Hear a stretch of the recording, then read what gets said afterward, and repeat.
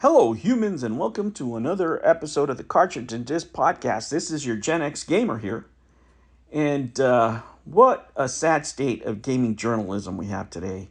And just in general, when it comes to game reviews, there's very few places where you can get honest game reviews. Now, guys, what I do is I go to actual players and see what they say. I like going to Steam. I get a lot of great information off of there. There's a lot of good reviewers on there that actually go through the game, that like the games that they are reviewing, and are the complete opposite of what's going on in gaming journalism today, basically on the rags. The Callisto Protocol here is a good example. Now, let me say this. There's two different criteria that I personally will grade a game on. And one of them is, how much did I pay for it, right? Because I might have one experience at, let's say, $20 and a very different experience at $59.95, right? Or $60, or $70, whatever the game might be. Now, if we go back to the reviews, I remember one in particular from GameSpot. And I remember it because of the subtitle, I Don't Belong Here, the Callisto Protocol review. And that one was done by Jordan Ramey, I believe is his name. That was, back in December. I'll click the link here. And it's almost like this guy didn't like Dead Space or wasn't alive at the time. I don't know. Now, let me ask you guys, if you don't like these type of games, if you don't like gore, if you don't like Dead Space, why are you playing this game? It's a spiritual successor to Dead Space, and I like the way they connected to that, by the way. But even back in the day, you were looking at reviews, for example, like IGN, I think gave it a 7 out of 10. And for full price, I would say, okay, I can understand that review, right? You don't want to pay full price for this kind of experience. I get it. Okay. There was a lot of 3 out of 5s out there, but GameSpot was just 5 out of 10. That's basically a failing grade, right? It's not even a D minus. And I couldn't disagree with this individual more. And if you look at the reviews from the actual players, right? From the actual players, you'll see that they're closer to a 7. They're closer to, that score to a 7.5. I give it, let me tell you this, guys. For me, for this price, I have to give this game an 8. It has an easy, understandable story. Like, you don't have to crack your brain in order to figure out the plot of this game, right? Does it have drawbacks? Yeah. A lot of people were saying about the melee combat system.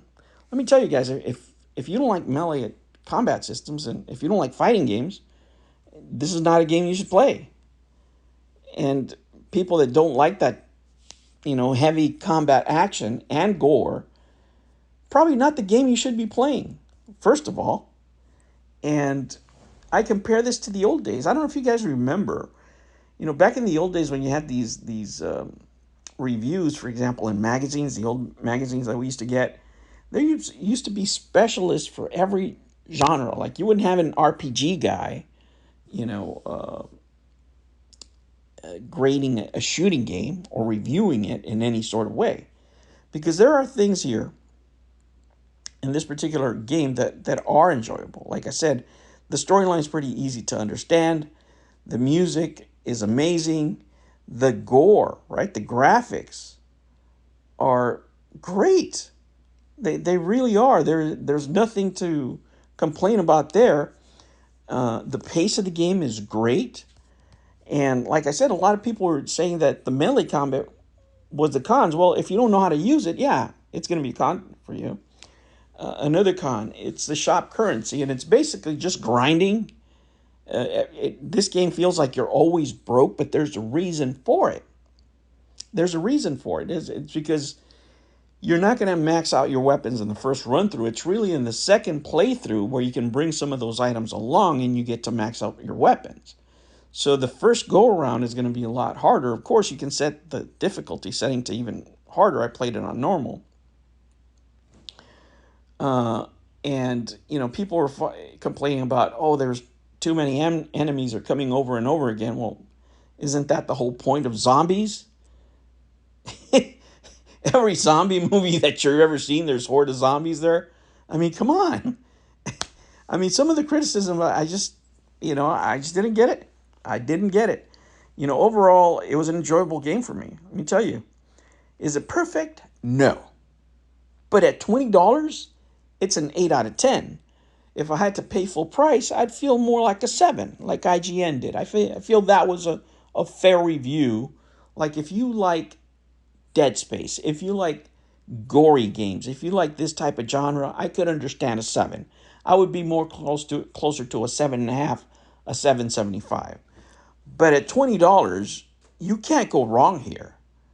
And I can just imagine people reading and missing out on the experience, people that were fans of the original Dead Space, missing out on the experience because, some idiot that doesn't understand the combat, doesn't like to grind, doesn't like this type of horrific effects, he doesn't like gore, is reviewing the game. And then I start thinking, what part of it is it, the marketing? What part of it is it that if you are negative on this review, you're going to get more clicks?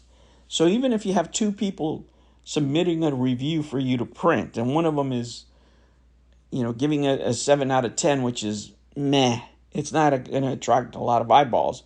But if you give it a 5 out of 10, people are going to pay attention, and you need people to click on your ads for sponsors to see that your web page is getting engagement. If you're a YouTuber, you want those clicks. If you say that the Callisto Protocol is a total piece of crap, it's a turd, and you go off on it, you're going to get more clicks. That's why I really have to revert to the players. I have to revert to the people that are actual fans of the genre. People that took the time to type out their feelings about the game. 90% of the time, I get a better experience reading those than I do from actual reviews.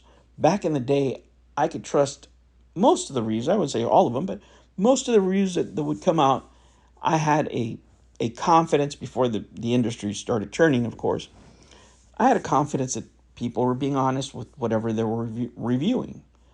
But now, it's not even that they're afraid of not getting a free game or not getting a free code or whatever. It's more that they need that engagement. And the only way they're going to get it is by being over negative about any particular game.